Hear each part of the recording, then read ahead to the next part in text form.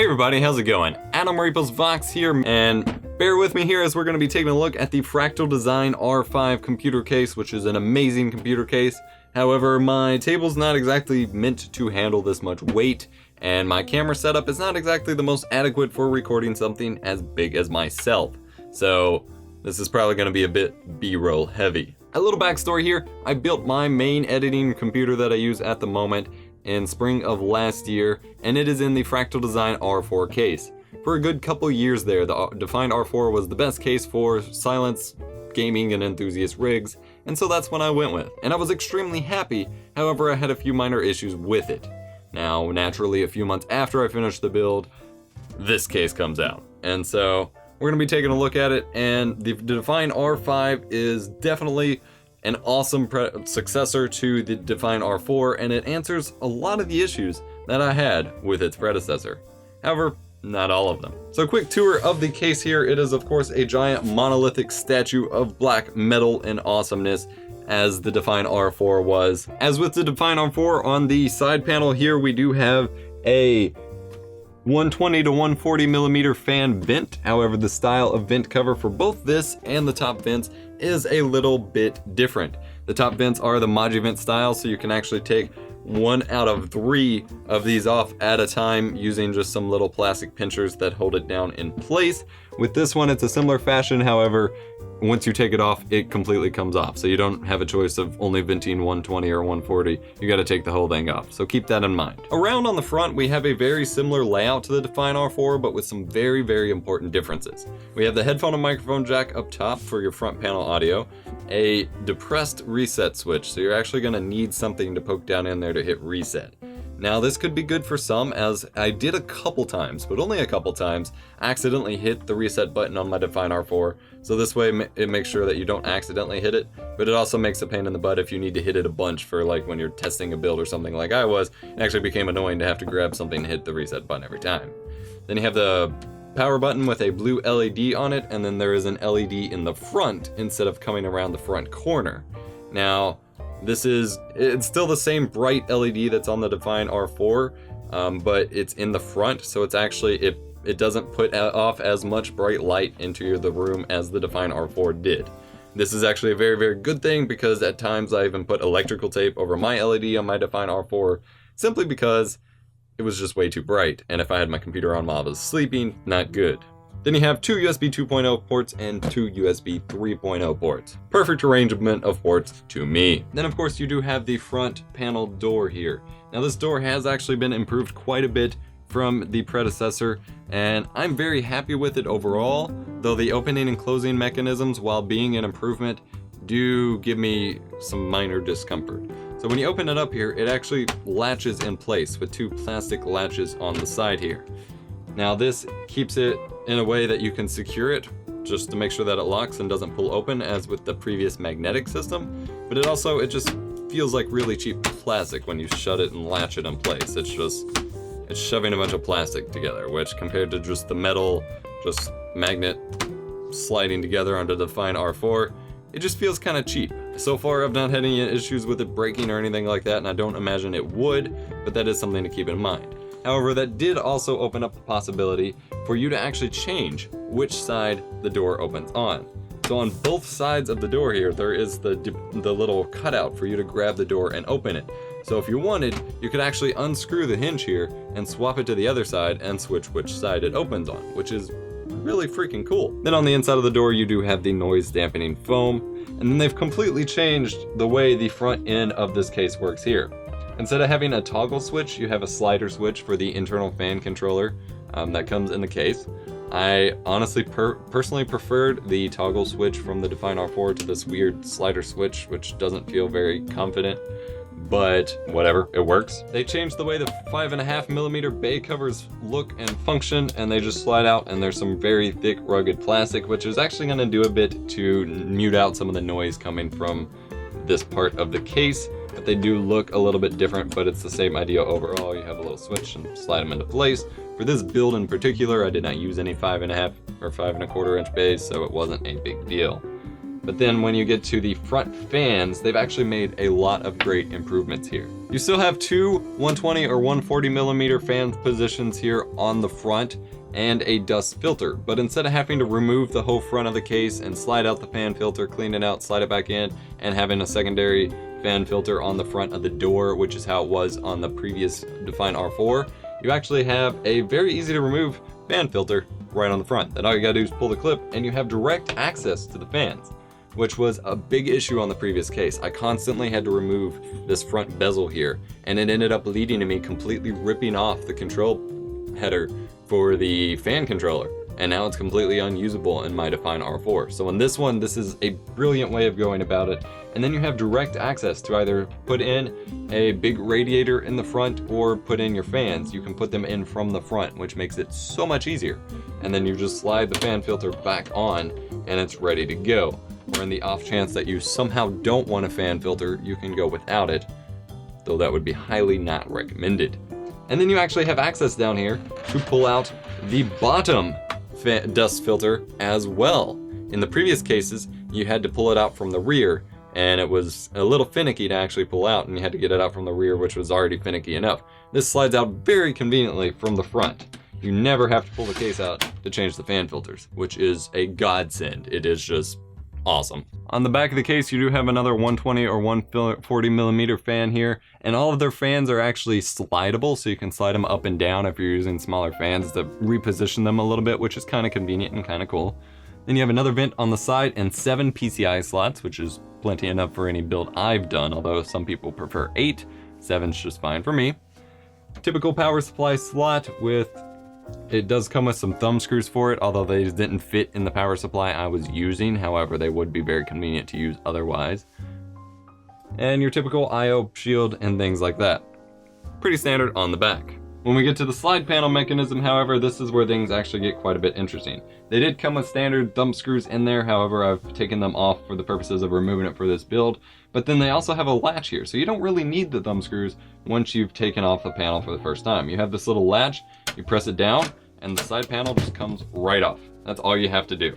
And then to put it back on, slide it back in, and just press on the slides, and it's got 2 little pins that slide up into the side of the panel, and it's latched into place. This is really awesome and really convenient, and I wish all side panels were like this, to be honest.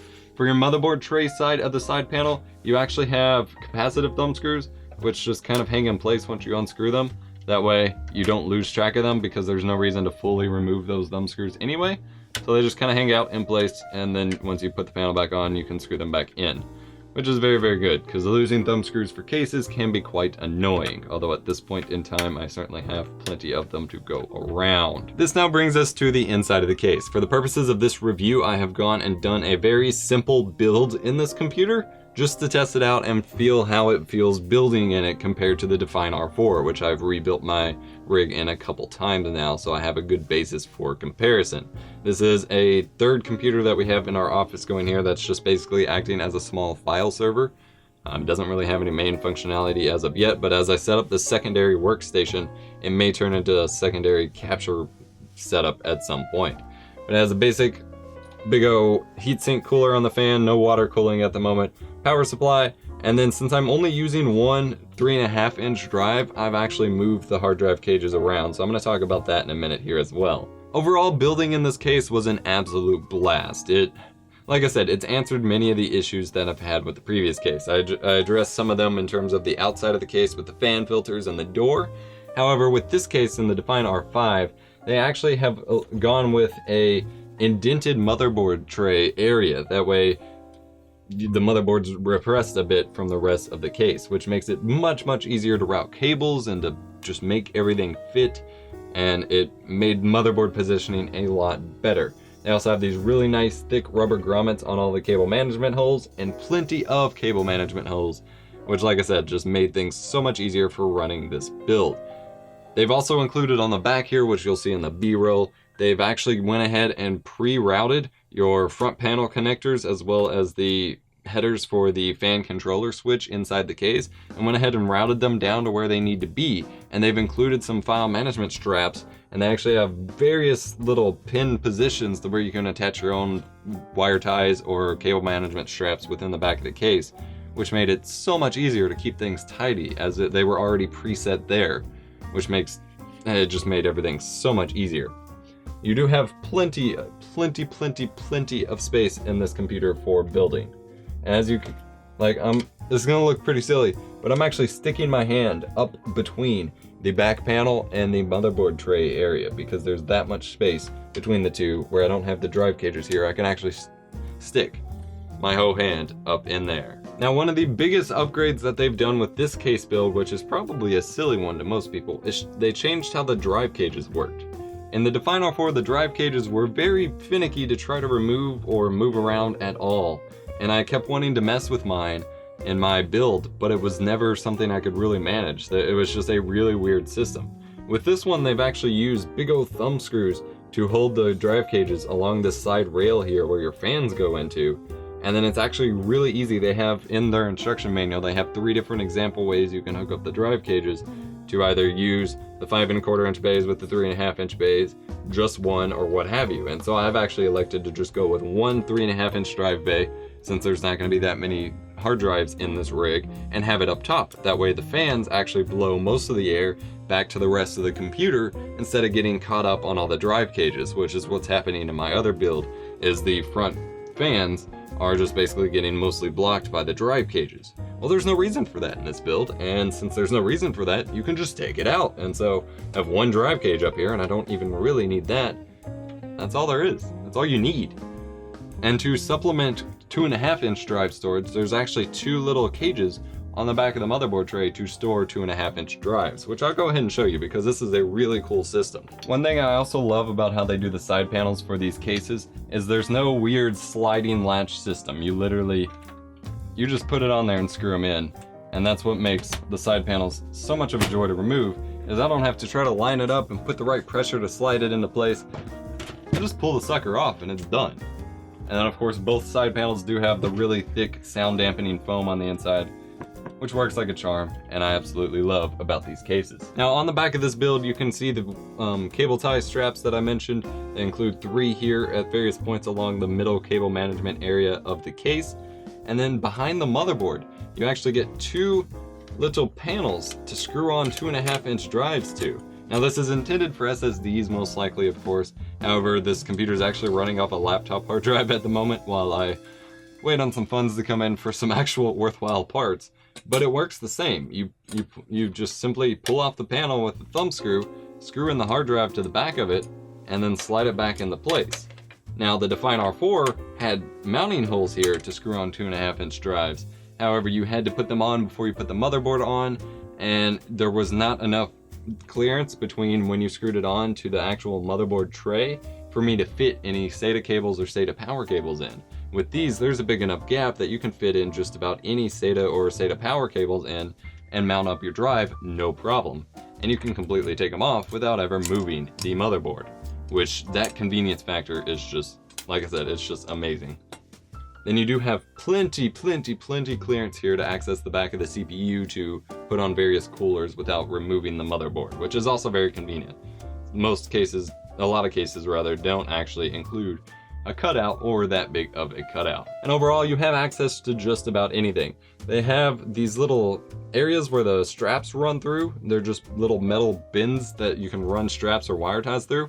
They have them on these 3 spots, but then they also have them all over the case. They have one right here, right here, right here, right here, all along the side, all along this side on the inside of the case. They have them everywhere, even along the bottom here. So you can wire tie and cable management to your heart's content, which is amazing. Like I said, overall, this case was an absolute blast to build in, and I absolutely loved it. This has answered so many of the issues that I had with the Define R4. It is definitely a worthy successor. Now, a couple of issues I did have with the case is that I'm actually using a very cheap power supply here that I shouldn't be using in most cases.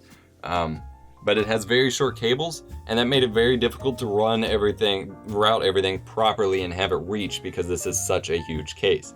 This is also just a generally huge case that will take up a lot of space in your room, and I it becomes a problem to fit it in some smaller work areas. So keep that in mind. This is a very massive and monolithic case.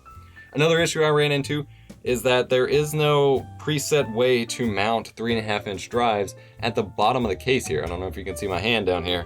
Typically cases, when they know that you're gonna pull out the drive cages, they'll give you just some quick mounting holes to screw on a 3.5-inch drive at the bottom of the case if you're just using one. That's actually what I was gonna use here, but that option isn't present in this case. And I of course could rig up an easy mod for that, but I just wanted to do this totally vanilla.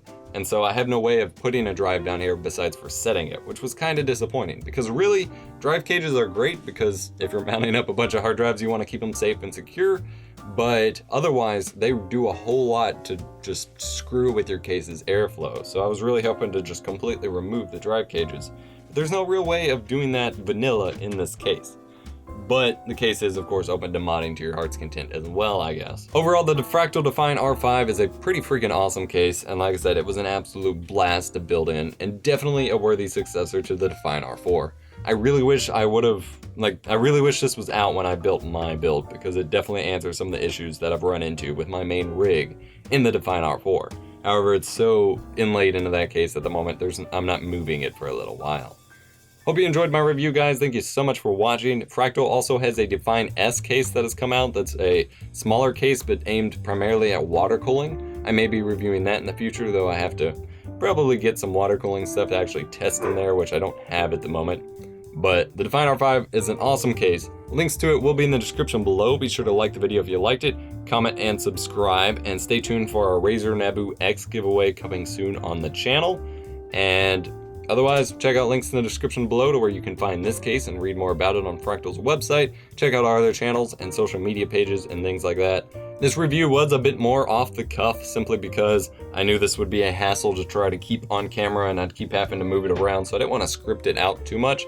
Let me know what you think about it in the comments down below, as normally I script things out a bit better, but I hit all the points I wanted to hit, so let me know what you think in the comments down below. And I'll see you in a future video. My name has been Adam Reaples Box, and have a great day.